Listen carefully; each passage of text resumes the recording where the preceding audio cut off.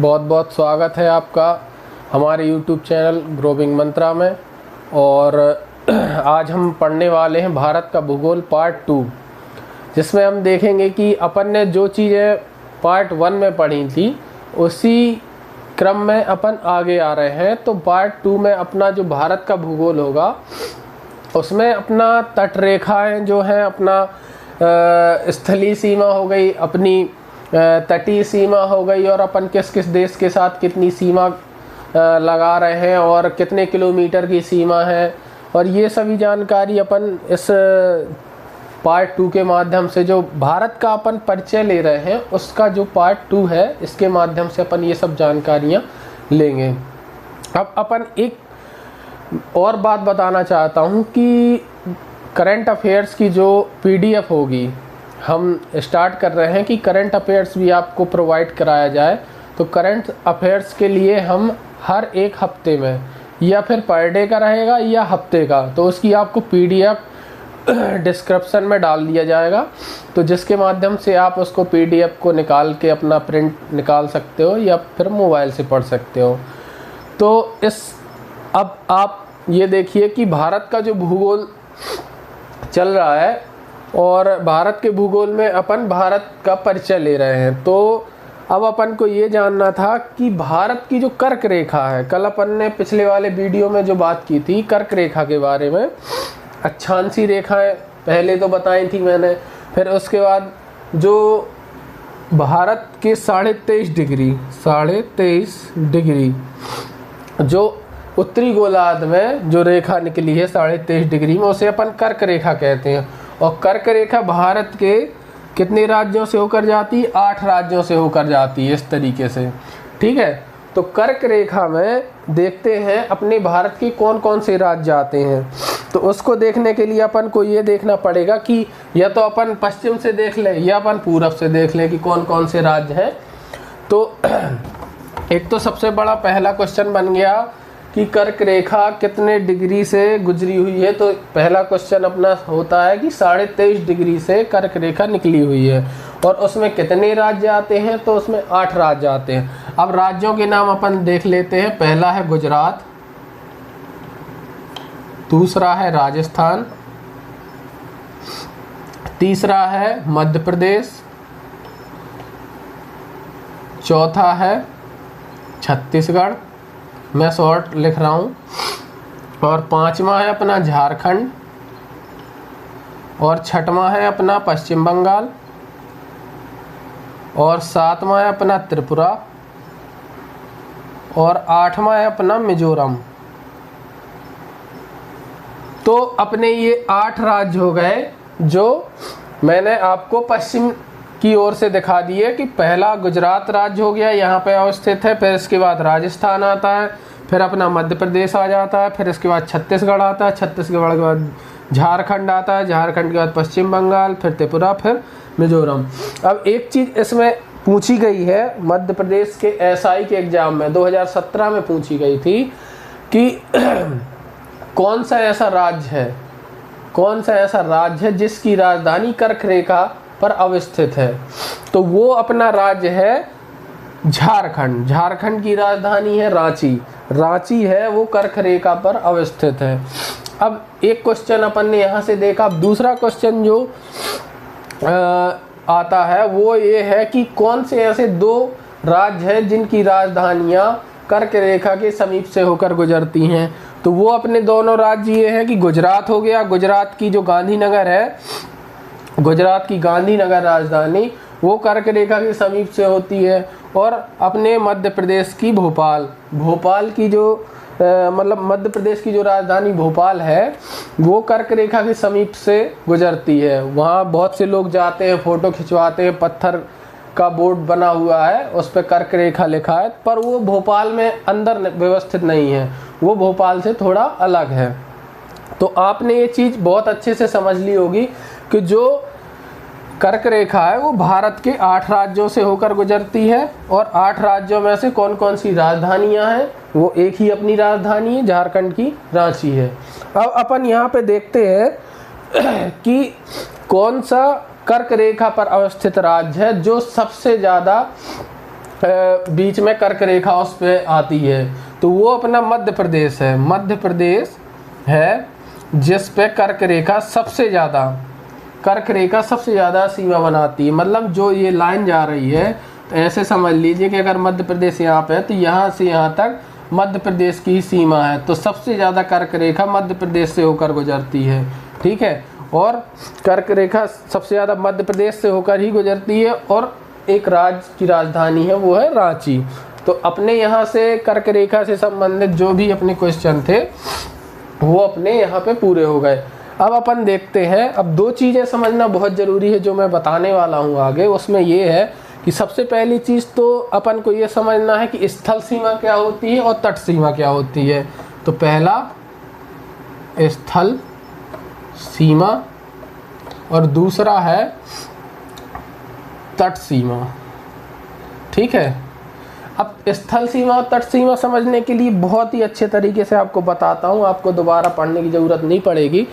कि जो स्थल सीमा जो अपना भूखंड का भाग होता है, जहाँ पे यहाँ पूरा, यहाँ अफगानिस्तान, पाकिस्तान, यहाँ चीन, नेपाल, भूटान, यहाँ ये सब पूरा जो हिस्सा है ये सब भूखंड का हिस्सा है। यहाँ पे पानी कहीं नहीं है, बस नदियाँ निकली हैं, पर ऐसा नहीं है कि उस पानी के कारण अपन वहाँ पे रह नहीं सकते, अगल बगल नदियों के बगल में रहते, तो उसको नहीं कहेंगे।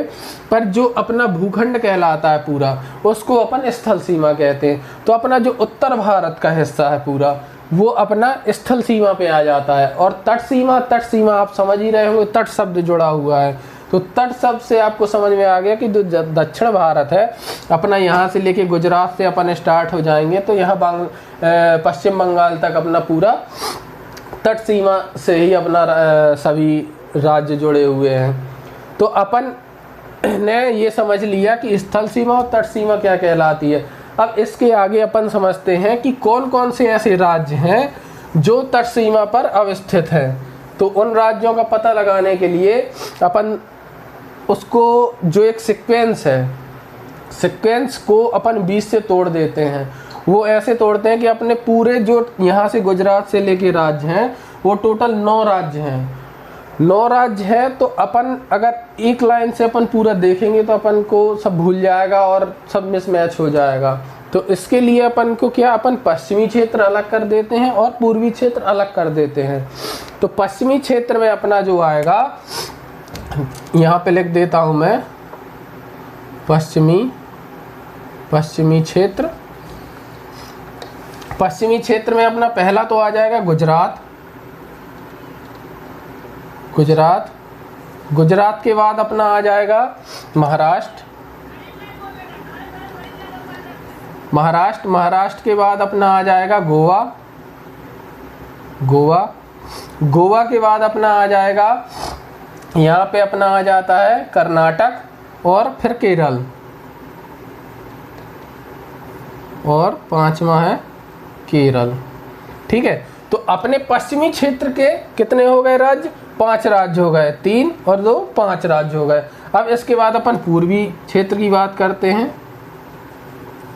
पूर्वी क्षेत्र में अपना पहला आ जाएगा पश्चिम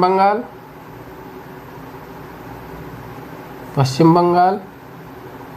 दूसरा अपना आ जाएगा पश्चिम बंगाल के बाद उड़ीसा। आप मैप के माध्यम से इसको देखिएगा, जो अपना राजनीतिक मैप है भारत का, उस पे जाकर आप देखिएगा तो आपको क्या होगा कि ये आपको राज्य भी पता चल जाएंगे कि कौन सा राज्य पहले है, उसके नीचे कौन सा राज्य है। तो आपको बहुत ही अच्छी तरीके से समझ में आएगा। और उससे एक चीज़ और होगी कि आपके माइंड में ये नक्शा बैठ जाएगा। जब माइंड में नक्शा बैठेगा, जैसे ही किसी भी राज्य का नाम आप याद करोगे या आपके सामने आएगा, तो आपको तुरंत मैप बन के सामने आ जाएगा कि यहाँ पे ये राज्य अवस्थित है। इसके बाद अपना उड़ीसा के बाद है अपना आंध्र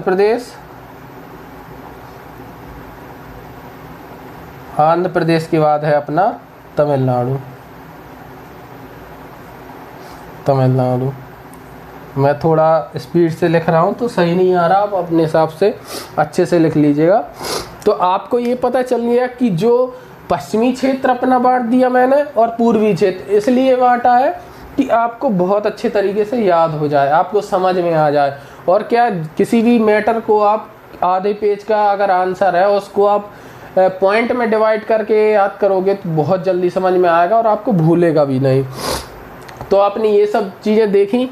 अब अपन ने जो तटीय क्षेत्र देख लिया और स्थलीय क्षेत्र, अब अपन इस दोनों की किलोमीटर के हिसाब से अपन तटीय और स्थलीय दोनों सीमाओं को अपन ज्ञात कर लेते हैं कि कितनी सीमा कितनी है, मतलब कि कितने किलोमीटर अपनी स्थलखंड की सीमा है और कितनी अपनी तटीय सीमा है। ठीक है, तो पहला अपना है स्थलीय सीमा। स्थलीय सीमा है 15,200 किलोमीटर। 15,200 किलोमीटर जो अपना यहाँ से गुजरात से ये पूरा क्षेत्र लगा हुआ है, ये अपना 15,200 किलोमीटर है। और अपनी तटीय सीमा है वो है अपनी 6100 किलोमीटर। अब 6100 किलोमीटर है वो है यहाँ से लेके और अपनी यहाँ तक मुख्य तटीय सीमा है। ये क्या कहते हैं इसको अपन? मुख्य तटीय सीमा। मुख्य तटीय सीमा इसलिए कहते हैं क्योंकि राज्यों का पूरा यहाँ पे व्यवस्थित तरीके से भारत के जो नक्शे पे आ रहे हैं, इसलिए इसको मुख्य सीमा कह रहे हैं। अब यहाँ पे क्या है? अंडमान निकोबार द्वीप है और यहाँ पे अपना लक्षद्वीप समूह है। तो इन दोनों समूहों की अगर देखें अपन कितना किलोमीटर है अंडमान निकोबार इसको मिला के, तो ये है अपना 1416 किलोमीटर। ठीक है, अब यहाँ पे 1416 किलोमीटर जो इनकी अपन को गणना याद हो गई या पता चल गई, तो उसको अपन इसमें अगर ऐड कर देते हैं तो 7516 किलोमीटर टोटल अपना जो 7516 टोटल अपनी क्या आ गई? ये आ गई अपनी तटीय सीमा। तटीय सीमा टोटल मिला के अपने 7516 हो गई। अब एक चीज़ और याद रखिएगा कि पहले तो अपन ने स्थलीय सीमा निकाल ली और यहाँ से अपन ने मुख्य तटीय सीमा और ये अपनी द्वीपों की सीमा हो गई। तो अब क्वेश्चन बनता है, कई बार क्वेश्चन पूछा भी गया है कि क्या करता है एग्जामिनर की क्वेश्चन को हमेशा घुमाता है। वो एक ही क्वेश्चन को बार बार नहीं पूछता, वो ऐसा करता है क्वेश्चन का आंसर एक ही रहेगा पर घुमा के पूछेगा। तो कई बार उसने पूछा हुआ है कि कुल सीमा अपने भारत देश की कितनी है, तो ये क्वेश्चन एक बनता है। एक क्वेश्चन ये बनता है कि स्थलीय सीमा कितनी है, एक क्वेश्चन बनता है तटीय, और तटीय के साथ मुख्य तटीय सीमा ये भी दे सकता है कि 75,000 आपको एक ऑप्शन दे दे 7516 किलोमीटर, एक ऑप्शन आपको दे दे 1600 किलोमीटर, एक ऑप्शन दे दे आपको 1416। और उसने पूछा कि मुख्य तटीय सीमा, तो आपको 6100 किलोमीटर ही लगाना पड़ेगा, तभी आपका आंसर सही होगा। तो आपको ये पूरी जानकारी मिल गई। अब इसके बाद एक चीज़ और, 22,716 ये क्या आंकड़ा है अपने सामने? 22,716 अगर आपसे क्वेश्चन में पूछ लेता है कि भारत की कुल सीमा की लंबाई कितनी है, तो 22,716 किलोमीटर। आपको ये चीज़ बहुत अच्छे तरीके से समझ में आ गई कि अपनी जो स्थलीय सीमा है 15,200, तटीय सीमा 6100, ये पूरी चीज़ें अपनी यहाँ से आपको पता चल गई। अब इसके आगे और अपन देखते हैं। इसके आगे अपन ये देखेंगे कि अपना जो भारत देश है, भारत देश किन किन देशों के साथ सीमाएं स्थापित कर रहा है और कौन कौन से स्थल वाले देश हैं, कौन कौन से स्थल और तटीय सीमा वाले देश हैं, इन दोनों की अपन जानकारी यहाँ से देखते हैं। तो ये अपना देखो, पहली चीज़ तो पाकिस्तान लगा हुआ है अपना, 4 राज्य अपने इससे जुड़े हुए हैं और एक राज्य अपना जो जम्मू कश्मीर था वो अब केंद्र शासित प्रदेश बन चुका है। ठीक है, तो गुजरात, राजस्थान, पंजाब और जम्मू कश्मीर, ये 4 अपने राज्य थे जो अब जम्मू कश्मीर अपना केंद्र शासित प्रदेश हो गया है। और यहाँ पे अफगानिस्तान मिल जाता है अपन को। ठीक है, तो 2 देश हो गए। इसके बाद अपना चीन आ जाता है, चीन के बाद नेपाल जुड़ जाता है, भूटान जुड़ जाता है और यहाँ पे म्यांमार हो गया, बांग्लादेश हो गया। तो कुल मिला के अपने 7 देश हो गए जो भारत के साथ सीमा साझा करते हैं और वो भी स्थल सीमा साझा कर रहे हैं। और 3 ऐसे देश हैं जो स्थल और तटीय दोनों सीमाएं साझा करते हैं। वो हैं पाकिस्तान, बांग्लादेश और म्यांमार। तो आप इनको नोट करते जाइए तो आपको बहुत अच्छे से समझ में आता जाएगा, और आप नोट्स बनाते जाएंगे तो बहुत अच्छे से आपको याद हो जाएगा और आपको बार बार रिवीजन करने में भी बहुत सहायता मिलेगी। तो अपने यहाँ पे जो 7 राज्य थे, 7 राज्यों में से 3 राज्य अपन तटीय के साथ भी हैं, पाकिस्तान, बांग्लादेश, म्यांमार, जो तटीय सीमा भी बनाते हैं। अब अपन एक चीज़ और देखते हैं, वो चीज़ ये है कि किस राज्य के साथ कौन सा देश जुड़ा हुआ है और कौन कौन से ऐसे राज्य हैं जो तीनों ओर से या 3-3 देशों से सीमा व्यवस्थित तरीके से बना रहे हैं। और एक राज्य तो ऐसा है जो एक देश के साथ ही 3 जगह से घिरा हुआ है, वो अपना है त्रिपुरा। त्रिपुरा यहाँ पे अवस्थित है, वो बांग्लादेश से तीनों ओर से घिरा हुआ है, एक अपना एकमात्र राज्य है जो तीनों ओर से बांग्लादेश से घिरा हुआ है। और त्रिपुरा हो गया, और ऐसे 3 अपने राज्य हैं जो 3-3 देशों के साथ सीमा स्थापित करते हैं। तो उनको भी अपन देख लेते हैं। अपना जम्मू कश्मीर हो गया पहला, जम्मू कश्मीर। जम्मू कश्मीर है जो वो अपना किस किस से सीमा बना रहा है। जम्मू कश्मीर अपना पहले तो पाकिस्तान से, पाकिस्तान के बाद अपना अफगानिस्तान से, और फिर अपना चीन से। ठीक है, अब आपने ये देख लिया कि जो अपना जम्मू कश्मीर है वो कौन कौन से 3 देशों के साथ, अफगानिस्तान, पाकिस्तान और चीन। अब इसके बाद दूसरे नंबर पे मैंने 3 राज्य आपको बताया जो 3-3 देशों के साथ सीमा व्यवस्थित कर रहे हैं। दूसरा राज्य है अपना है क्या बोलते हैं, सिक्किम। ठीक है, सिक्किम एक ऐसा राज्य है जो 3 देशों के साथ, पहले तो चीन, आप यहाँ भी समझते जाइए। देखिए सिक्किम का ये वाला हिस्सा चीन के साथ है, ये वाला नेपाल के साथ, ये वाला भूटान, ये सिक्किम है। अब क्या है, मैप में मैं पूरा अभी चित्र नहीं बना सकता, नहीं तो आपको और अच्छे तरीके से समझा देता। अब यहाँ पे जो सिक्किम है, सिक्किम अपना चीन के साथ ही बना रहा है, नेपाल के साथ और भूटान। ठीक है, नेपाल, भूटान। अब तीसरा जो राज्य है अपना वो है पश्चिम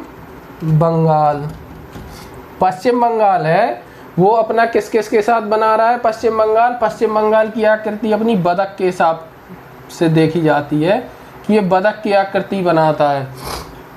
तो पश्चिम बंगाल, नेपाल, भूटान, और आपको पता ही होगा बांग्लादेश से बिल्कुल लगा हुआ है, तो बांग्लादेश हो गया। तो अपने 3 राज्य हो गए, जम्मू कश्मीर, सिक्किम और पश्चिम बंगाल, जो कि 3 देशों के साथ अपनी सीमा साझा कर रहे हैं। और सिक्किम का मैंने आपको बताया, सिक्किम बांग्लादेश से तीनों ओर से घिरा हुआ एक अपना मात्र राज्य है जो तीनों ओर से घिरा हुआ है। अब इसके आगे अपन देखते हैं कि कौन कौन से ऐसे 2 देश हैं जिनसे सबसे ज़्यादा क्वेश्चन बने हुए, वो हैं पाकिस्तान और बांग्लादेश। पाकिस्तान से पूछा जाता है कितने राज्य हैं जो भारत की सीमा बनाते हैं, और उनमें से आपको 3 गलत उत्तर दे देगा, 1 सही दे देगा। तो आपको वहाँ पहचानना पड़ता है कि पाकिस्तान से, जैसे मैं आपसे क्वेश्चन पूछूं कि ऐसे राज्यों के नाम बताइए जो पाकिस्तान के साथ सीमा साझा करते हैं। ठीक है, एक राज्य का नाम बताइए जो पाकिस्तान के साथ सीमा साझा करता है। आपको दे देगा तमिलनाडु, केरल, गोवा, और एक दे देगा आपको पंजाब। तो आपको पता ही है, आपने यहाँ पे देख लिया कि पंजाब अपना पाकिस्तान के साथ सीमा स्थापित करता है। ऐसे ही बांग्लादेश में क्या है कि बांग्लादेश से इसलिए क्वेश्चन बनते हैं क्योंकि यहाँ पर सबसे ज़्यादा अपने राज्य हैं जो अपना बांग्लादेश है। बांग्लादेश के साथ मैंने बताया कि 5 राज्य हैं। उनको इसलिए मैं बोर्ड पे नहीं समझा सकता क्योंकि यहाँ पे अभी चित्र बनाने में थोड़ी सी दिक्कत जाएगी, तो इसलिए मैं यहाँ पे आपको मैप के माध्यम से समझा रहा हूँ कि 5 जो राज्य हैं वो कौन कौन से हैं। तो पहला तो भाई पश्चिम बंगाल आ गया, क्योंकि पश्चिम बंगाल और बतख की आकृति बना रहा है, आपको मैंने बताया था अभी।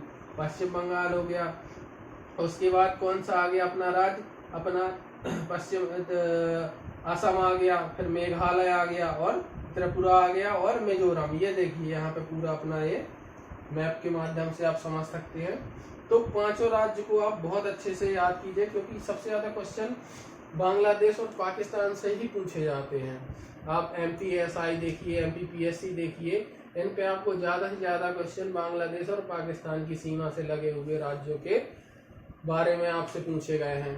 और यहाँ पे एक चीज और मैं बताना थोड़ा सा भूल गया था कि जो अपने दो ऐसे राज्य हैं, जो एक तो सबसे ज्यादा सीमा वाला राज्य और एक कम से मतलब कम सीमा वाला राज्य, जिनकी सीमा कम लगती है। अब जैसे पहला है गुजरात, जिस पे सबसे ज्यादा तटीय सीमा वाला क्षेत्र है, जो मैंने तट अभी बता रहा था जो, तो वो गुजरात है सबसे ज्यादा तटीय सीमा का।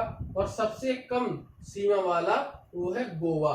तो आप इसको और नोट कर लीजिएगा, मुझे थोड़ा सा भी याद आया तो इसलिए मैंने आपको ये भी बता दिया। अब यहाँ से अपने जो चीजें क्लियर हो गई, अपने पूरे देशों के बारे में अपन ने जान लिया, यहाँ पे कौन सा देश है, यहाँ पे कौन सा देश है, ये सब देश आपने पूरे देख लिए। और स्थलीय सीमा वाले और तटीय और स्थलीय दोनों सीमा वाले, ये सब चीजें आपने देख ली। और एक चीज और, यहाँ पे श्रीलंका है। तो अपन देखते हैं कि भारत का जो अपना उत्तरतम बिंदु और दक्षिणतम बिंदु ये देखें, और अपन देखें कि जो अपना पश्चिमी बिंदु है और अपना पूर्वी बिंदु। तो इन चारों चीज़ों को जानना बहुत जरूरी, क्योंकि बहुत ज़्यादा क्वेश्चन पूछा जा चुका है, PSC में पूछा जा चुका है और MPSI में भी। तो अपने भारत का जो उत्तरतम बिंदु है वो है इंदिरा कॉल, IC मैंने लिख दिया है, इंदिरा कॉल है, वो भारत का अपना उत्तरतम बिंदु है, ठीक है। और अपना दक्षिणतम बिंदु है वो है इंदिरा पॉइंट, वो है अपना अंडमान निकोबार द्वीप समूह में है। ये अपना अंडमान निकोबार द्वीप समूह और नीचे है, क्योंकि बोर्ड अभी ज़्यादा बड़ा नहीं है तो इस समय इसलिए हम ऊपर बना दिया। तो अंडमान निकोबार द्वीप समूह है, तो अंडमान समूह ऊपर का है और निकोबार द्वीप समूह नीचे। तो नीचे वाले हिस्से में जो निकोबार द्वीप समूह, वहाँ पे बृहद निकोबार है, बृहद निकोबार द्वीप समूह, वहाँ पे अपना इंदिरा पॉइंट स्थित है, ठीक है। और यहाँ पे अपन गुजरात में देखें तो गुजरात में सर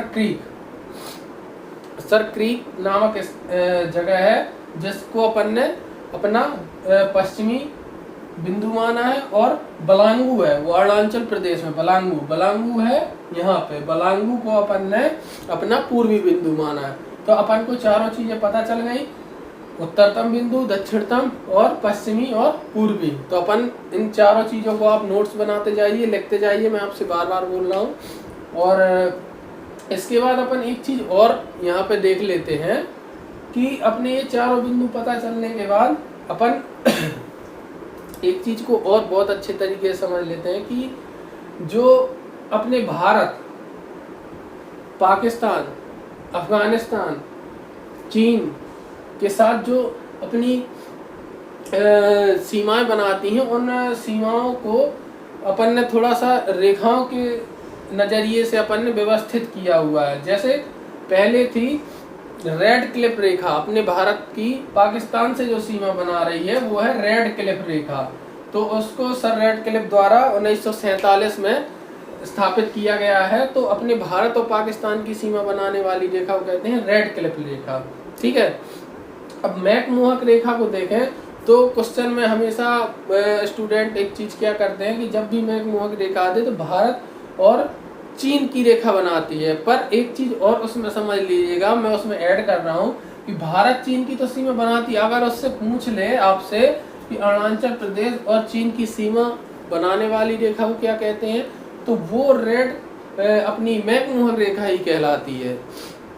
क्योंकि अपन इसको पहले पढ़ते थे कि चीन और भारत की रेखा बनाती है। पर एक चीज और आप थोड़ा सा डीप जाएंगे तो अरुणाचल प्रदेश और चीन की सीमा बनाने वाले को मैकमोहक रेखा कहते हैं। अब एक और तीसरी रेखा है, वो है डूरंड रेखा, डूरंड रेखा, ठीक है। डूरंड रेखा है, पहले जब भारत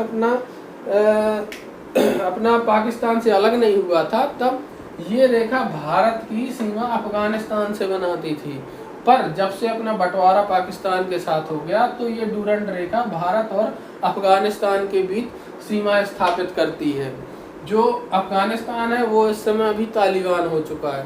तालिबान इसलिए क्योंकि यहाँ पे तालिबान लोगों ने कब्जा कर लिया है और उनका यहाँ पे राज चल रहा है। तो आपने ये चीज़ें समझ ली।